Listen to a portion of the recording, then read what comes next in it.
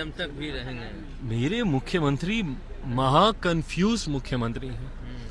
इनको पता ही नहीं है, जो बात बात पे कहते हैं कि कोई कुछ जानता है, किसी को कुछ पता है। भाई आपको पता है कि आप कहाँ हैं और कहाँ आपको रहना चाहिए।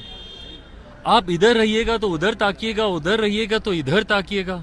एनडीए में रहिएगा तो पैदल चले जाइएगा लालू जी के यहाँ इफ्तार पार्टी में, और लालू जी के यहाँ रहिएगा, महागठबंधन में रहिएगा तो कभी अटल जी के यहाँ जाइएगा तो कभी अपने संबंधनों का आप जिक्र कीजिएगा। और वही जब आप विधानसभा में चले जाइएगा तो बोलिएगा कि मिट्टी में मिल जाएंगे, भाजपा के साथ नहीं जाएंगे। अगले दिन भाजपा के साथ गठबंधन कर लीजिएगा तो बोलिएगा कि तुम अगर मेरे भाई समान दोस्त का बेटा नहीं होते तो हम बोलते। भाई किस तरीके की बातें मुख्यमंत्री करते हैं। इतना कंफ्यूज मुख्यमंत्री शायद ही अभी तक भारत के इतिहास में, हमसे बिहार की बात नहीं कर रहे, हम पूरे देश की बात कर रहे हैं, कोई रहा होगा। हकीकत है कि मुख्यमंत्री अपनी विश्वसनीयता पूरी तरीके से खो चुके हैं। और इस तरीके के बयान, आज तो ये तीसरे नंबर की पार्टी बने हैं, ऐसे बयान अगली बार मुख्यमंत्री नीतीश कुमार जी का खाता तक नहीं खुलने देंगे। भाई बिहार की जनता क्यों विश्वास करेगी जो मुख्यमंत्री दो बार जनादेश का अपमान कर चुका हो। ये जनादेश एनडीए के लिए था और ये महागठबंधन के साथ सरकार चला रहे हैं। 15 का जनादेश महागठबंधन के लिए था, एनडीए के साथ इन्होंने सरकार चलाई।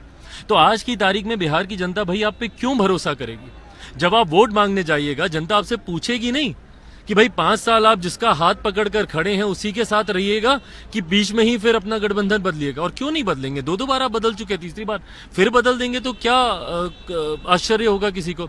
तो ये दर्शाता है कि मुख्यमंत्री विश्वसनीयता अपनी पूरी तरीके से खो चुके हैं। इनके राष्ट्रीय अध्यक्ष जो चिराग मॉडल का जिक्र करते हैं, वो यही चिराग मॉडल है, इनका खोया हुआ विश्वास। और इसी खोए हुए विश्वास ने इनको तीसरे नंबर की पार्टी बनाया। 24 लोकसभा और उसके बाद विधानसभा चुनाव में देखिएगा इनकी पार्टी खाता तक नहीं खोल पाएगी। ये मोदी की तारीफ क्या मायने निकाले जाए। भाई वही मायने निकाले जाएं कि अब ये राह तलाश रहे हैं कि कैसे ये इस मौजूदा गठबंधन से अलग होकर कैसे ये एनडीए में वापस आए। राह तलाशने का ये प्रयास कर रहे हैं। भाई मुख्यमंत्री को पता है कि चुनाव जिस गठबंधन में है उसके साथ तो जीता तो नहीं जा सकता, जो कि हकीकत है।